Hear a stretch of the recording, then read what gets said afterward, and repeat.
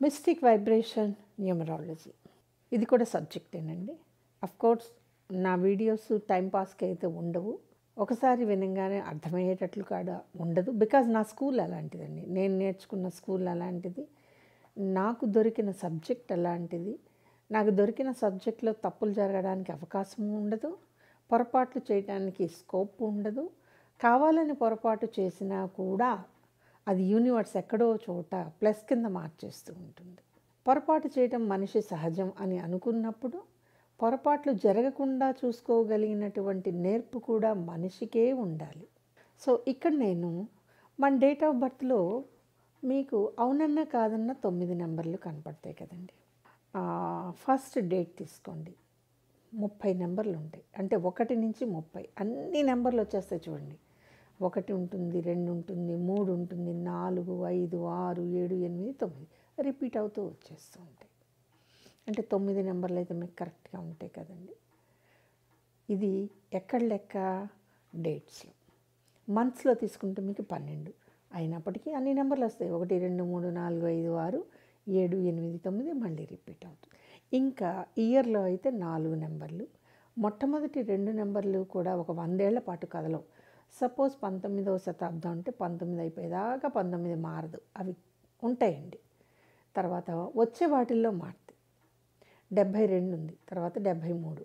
అలాగ ఒక లెక్క ప్రకారం నెంబర్లు మారుతూ ఉంటే ఆ 4 నెంబర్లు ఉంటాయి. దీన్ని మళ్ళీ ఓపెన్ చేసుకున్నప్పుడు మనకు కొన్ని లెక్కలు వస్తాయి. సో ఒకటే నెంబర్లు కదా, మరి మనుషులందరూ ఒకలాగే ఉండాలి కదా.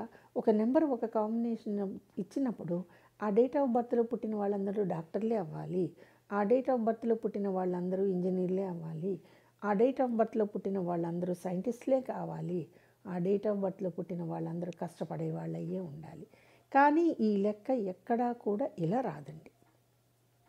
ఒక డేట్ ఆఫ్ బర్త్లో పుట్టడం మాత్రమే మీ వంతు. అనలైజ్ చేసినప్పుడు ఆ డేట్ ఆఫ్ బర్త్లో మీదైన శక్తి ఏంటి అనేది అక్కడ తెలుస్తుంది. సో డేట్ ఆఫ్ బర్త్ని ఒక ట్రయాంగిల్లో వేసుకున్నామే అనుకోండి, ఎన్ని నెంబర్స్ పాసిబుల్ ఉంటే అన్ని నెంబర్స్. ఒక ప్రత్యేకమైన ప్లేస్లో 8, 9 నెంబర్లు ఎలా వస్తాయి అనే దానికి మీకు నేను చెప్తున్నా అండి. సపోజ్ మనము ఒక ట్రయాంగిల్ వేసుకున్నప్పుడు ఒక పర్టికులర్ ప్లేస్లో 1 వస్తే వీళ్ళ ధైర్యానికి, మొండితనానికి, ఇండివిజువాలిటీకి ధోకా ఉండదండి. అక్కడ 1 కాకుండా మరొకటి వచ్చింది అనుకోండి, 2 లెక్క మారిపోతుంది. బట్ అక్కడ 1 వస్తే ఆ ప్లేస్ తెలిసి ఉండాలండి. ఎందుకు నేను ప్లేస్ చెప్పను అంటే, మళ్ళీ మీరు ఏదో అప్లికేషన్స్ చేసుకుంటున్నారు కదా, అది నాకు ఇష్టం లేదు. తెలిసన్నా చేసుకోండి, తెలియకపోతే మానేసేయండి. కానీ ఒక ట్రయాంగిల్లో 1 అనేది రావాల్సిన దాంట్లో కనుక వస్తే ఇండివిజువాలిటీ చాలా ఎక్కువ అండి, డిపెండెన్సీ ఉండదు అసలు. ఆ లెక్క వేరు. మరి అదే 2 వస్తే, అదే ప్లేస్లో 2 వస్తే బ్రహ్మాండమైన వాక్చాతుర్యం, టాకటివ్ పర్సన్. ఇక్కడ చూడండి, 2 ఒకసారి రావు, అది గుర్తుపెట్టుకోండి. 2 ఒకసారి రావు. ఉంటే మీరు ఐదర్ టాకటివ్గా అన్న ఉంటారు, లేదా చాలా ఇండిపెండెంట్గా ఉంటారు. 2 ఒక దాంట్లో రావుగాక రావు. సరే, మనకి నెక్స్ట్ నెంబర్ 3 ఉంది కదండి. ఆ ప్లేస్లో 3 వస్తే ఏమిటి? అసహనం, విపరీతమైన కోపం. మామూలుగా ఉండదండి వీళ్ళతోటి. ప్రతిదానికి చిరాకు పడిపోతారు, ప్రతిదానికి విసుక్కుంటారు, ప్రతిదానికి మాటలు వదిలేస్తారు. ఈ బిహేవియర్ ఎక్కడి నుంచి వచ్చింది అంటే, ఒక ట్రయాంగిల్ వేసుకున్నప్పుడు దాంట్లో 3 కనపడింది అనుకోండి, మీ బిహేవియర్ ఇలా ఉంటుందని చెప్పక తప్పదు. అండ్ ఇది నిజమవుతూ ఉంటుంది. బికాజ్ అక్షరం కానీ నెంబర్ కానీ మనుషులు మార్చినట్లు రంగులు మారవండి, వాటి లక్షణాలు మాత్రమే చెప్తాయి. సో ఇదే ఆ స్థానంలో 4 వస్తే బ్రహ్మాండమైన అడ్మినిస్ట్రేటివ్ ప్లానర్ అంటారండి. స్కేల్ పెట్టి గీచినట్టే ఉంటుంది వాళ్ళ లైఫ్. ఆ ప్లేస్లో 4 వస్తాయి. మరి 4 వస్తే గీచినట్టే ఉంటుంది. వీళ్ళకి వాక్చాతుర్యం ఉండదా? ఉండదు. అసహనం ఉంటుందా? ఉండదు. ఇండివిజువల్గా ఉంటారా? ఉండరు. ఎందుకంటే ఆ ప్లేస్లో ఒక్క నెంబరే వస్తుంది, వేరే వేరే నెంబర్లు ఏం రావండి. అలాగే ఒక డేట్ ఆఫ్ బర్త్లో ఒక్క నెంబర్ మాత్రమే అందులో వస్తుంది. ఆ డేట్ ఆఫ్ బర్త్ కొన్ని వందల మందికి ఉంటే నెంబర్లు మారుతూనే ఉంటాయి. ఒకవేళ మీకు ఇక్కడ 5 కనుక ఉందనుకోండి, ఆ స్థానంలో 5 ఉంటాయి. ఈ మొండితనానికి అంతం లేదండి. నేను ఎప్పుడు చెప్తుంటానండి, కుందేలుకి 3 కాళ్ళు అంటే దానికి 4 ఉంటే ఒక కాలుని విరిచేసి దీనికి 3 ఉన్నాయని చెప్తారు. నేను వేసిన ట్రయాంగిల్లో 5 ఆ స్థానంలో పడితే వాళ్ళు అలాగే ఉన్నారండి. మారలేదు, మారరు, మార్పు రాదు. ఇది భూమి ఉన్నంత వరకు, సృష్టి ఉన్నంత వరకు, విశ్వం ఉన్నంత వరకు ఈ లెక్క ఇలాగే ఉంటుంది.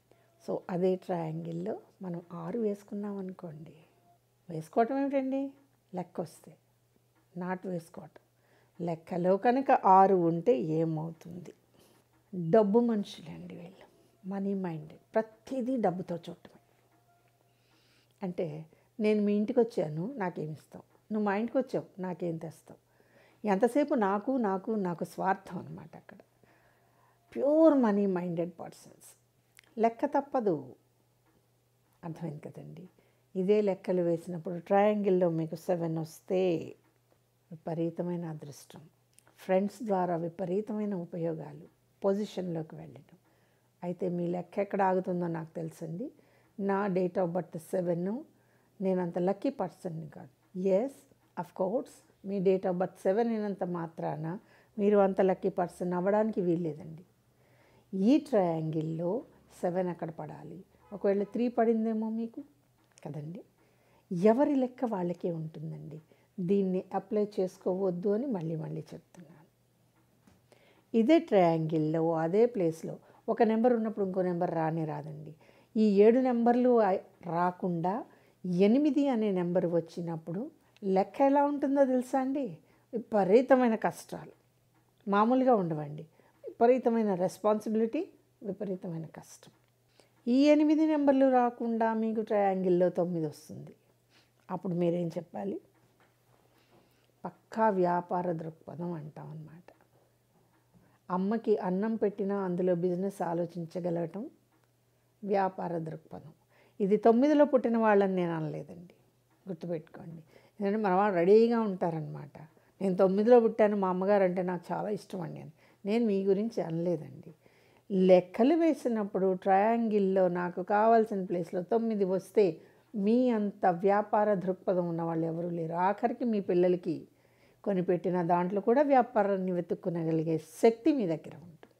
సూక్ష్మంగా, స్థూలంగా జస్ట్ 1 ప్లేస్లో ఒక నెంబర్ వస్తే ఇన్ని లక్షణాలు ఉన్నాయి.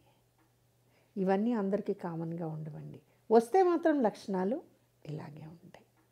ఇప్పుడు చెప్పండి, మీ లెటరు, ఫస్ట్ లెటరు ఏ స్వభావాన్ని సూచిస్తుంది?